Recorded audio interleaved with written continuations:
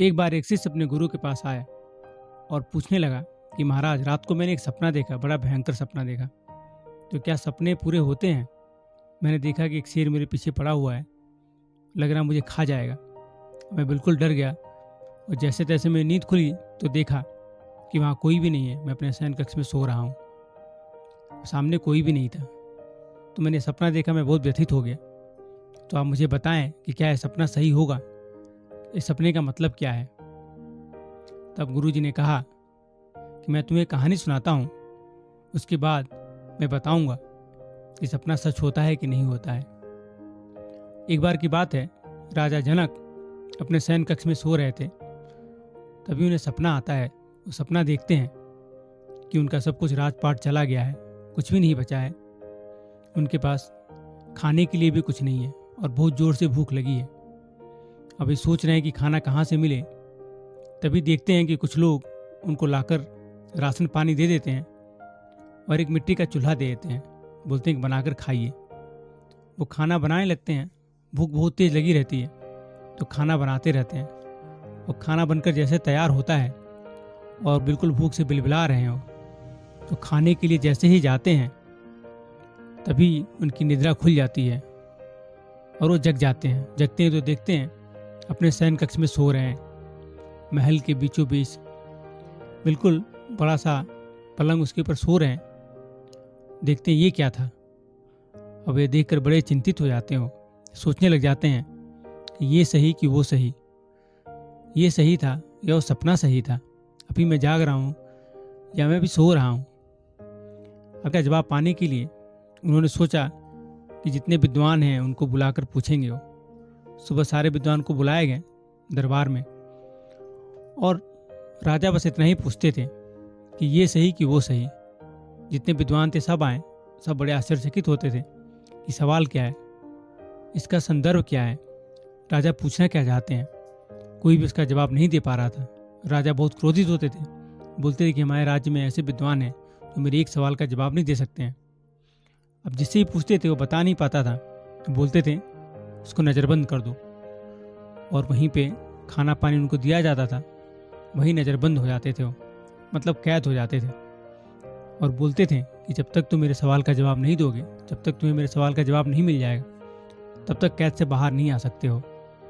यही सिलसिला चल रहा था। बहुत सारे लोगों को, जितने भी शहर के विद्वान थे, उस देश के विद्वान थे, सबको कैद कर लिया गया।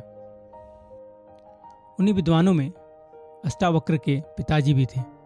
अष्टावक्र बहुत छोटे थे, पर उनके पिता राजा जनक के यहाँ कैद में थे। उनके कैद में उनको रखा गया था क्योंकि वही जवाब नहीं दे पाए थे। वो भी विद्वान थे पर जवाब नहीं दे पाए थे। अब अष्टावक्र खेल रहे थे, तभी उसी में किसी बच्चे ने कहा कि अष्टावक्र, तुझे पता है जी कहाँ है? कहा कि नहीं, वो तो नहीं, मेरे को नहीं पता है। तब उस लड़के ने कहा कि अपनी माँ से जाके पूछना कि तुम्हारे पिताजी कहाँ हैं। अष्टावक्र गए अपने माँ के पास, पूछा कि माँ, मेरे पिता कहाँ हैं, तुम सच सच बताना। माता को लगा कि ये तो वैसे ही बहुत दुखी रहता है अष्टावक्र। उनका शरीर बिल्कुल टेढ़ा मेढ़ा था, कई जगह से टूट गया था, बहुत कष्ट होता था चलने में उनको। माता ने कभी पिता के बारे में जिक्र नहीं किया, पर अष्टावक्र की जिद के कारण आज उन्हें बताना पड़ा। उन्होंने बताया, हाँ, तुम्हारे पिता राजा जनक के यहाँ कैद है, उन्होंने जवाब नहीं दिया था इसलिए वो कैद है। अष्टावक्र को बहुत गुस्सा आई। वो सीधे चलते चलते राजा के दरबार में गए। वहाँ पहुँचे, राज दरबार लगा था, सारे विद्वान बैठे थे। उनकी चाल ढाल देखकर सारे विद्वान हंसने लगे। उनको बड़ा क्रोध आया। वो बोले, राजन, मैं तो सोचता था कि दरबार में विद्वान है, विद्वानों की दरबार लगी है, पर यहाँ तो सब के सब मूर्ख हैं। राजा को बड़ा क्रोध आया। बोला, ऐसे कैसे बोल सकते हो तुम? सारे विद्वान लोग बैठे हैं, उनके सामने आप ऐसे कैसे बोल सकते हो? तब अष्टावक्र ने पूछा कि आप लोग हंसी किस पर? क्यों हंसे आप लोग? आपने क्या देखा? आपने मेरा शरीर देखा? आपने मेरा मांस देखा, त्वचा देखा? क्या आपने मेरा ज्ञान देखा? क्या आपने मेरे अंदर कौन है ये देखा? आप लोग विद्वान कैसे हुए? यह देखकर राजा को और भी क्रोध आया। उन्होंने कहा कि तुम ऐसे बदतमीजी से कैसे बात कर सकते हो? तब अष्टावक्र ने कहा, हे राजन, तो क्या पूछना चाहता है? मैं तेरे सवाल का जवाब देता हूँ। तो यही पूछ रहा है ना कि ये सही कि वो सही। तो मैं बताता हूँ, ना ये सही है ना वो सही है। तूने जो देखा वो भी सही नहीं है, और तू जो अभी देख रहा है वो भी सही नहीं है। माने तो सपना है, माने तो सपना नहीं है। राजा यह सुनकर दंग रह गए। वो सोच में पड़ गए कि मैंने तो पूछा ही नहीं, पर इनको कैसे पता चला। उनको जवाब मिल गया और अष्टावक्र राजा जनक के गुरु बने। उनके पिता को छोड़ दिया गया। मतलब ये कि अगर आप माने तो सपना सच है, अगर नहीं माने तो सपना कुछ भी नहीं है। बस एक वो परमेश्वर है जो हर जगह पे विराजमान है।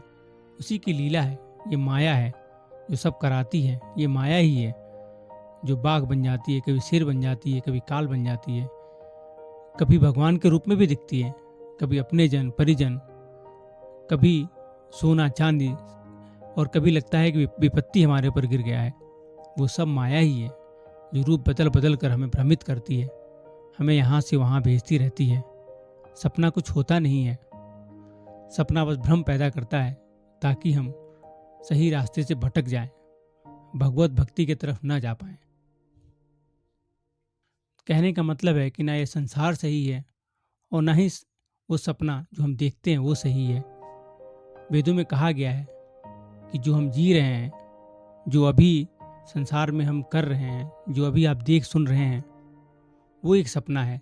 इसके बाद जब आप जागेंगे तो असली ज़िंदगी आपकी तब शुरू होगी। मतलब ये एक निद्रा है, और जब आपकी मौत हो जाएगी, जब आप इस शरीर से बाहर निकल जाएंगे, तब आप सही रूप में जागेंगे, तब अपने आप को पहचानेंगे और वही सही है। ऐसे ही संदर्भ में एक और कहानी है।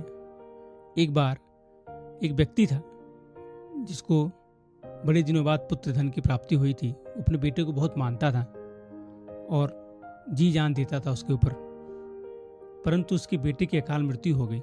जवानी में ही मर गया। उसे इतना प्रेम करता था कि वो पागल हो गया। सोचने लगा कि ऐसा कैसे हो सकता है, और एक दिन सो रहा था, तभी उसके सपने में उसका बेटा आता है और वो बड़ा दुखी था। वो रो रहा था। यह देखकर वो और भी व्यथित हुआ। वो सोचने लगा कि उसका बेटा दुखी है, वो मर के भी उसे शांति नहीं मिली है।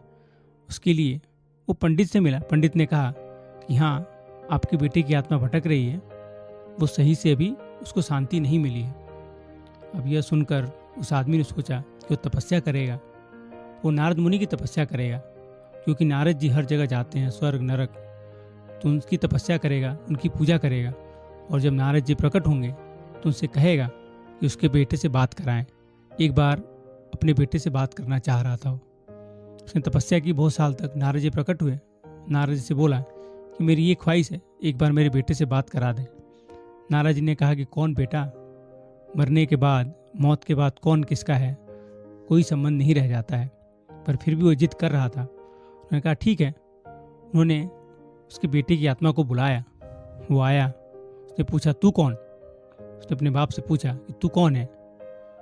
तब वो बूढ़े व्यक्ति ने कहा कि तुम मेरे बेटे हो। उसने कहा कैसा बेटा, कौन किसका बाप? मैं तुम्हारा 100 बार बाप रह चुका हूँ। सारे संबंध यहीं तक है, मरने के बाद कोई संबंध नहीं है। तुम कौन, मैं कौन, जो भी बंधन है वो यहीं तक है। यह सुनकर उस बूढ़े व्यक्ति की आंख खुल गई। वो समझ गया कि जो भी बंधन है, मोह माया है, वो धरती तक ही है, इसके परे कुछ भी नहीं है। कहा जाता है कि मरने के बाद आपका भाई, का बहन, पुत्र, पिता, पत्नी, कोई भी है, अगर आपको वो स्वर्ग में मिलता भी है, आप जहाँ जाते हैं स्वर्ग में या नरक में, वहाँ अगर वो मिलता भी है तो आपको नहीं पहचानेगा। वो नहीं जानता कि आप कौन है।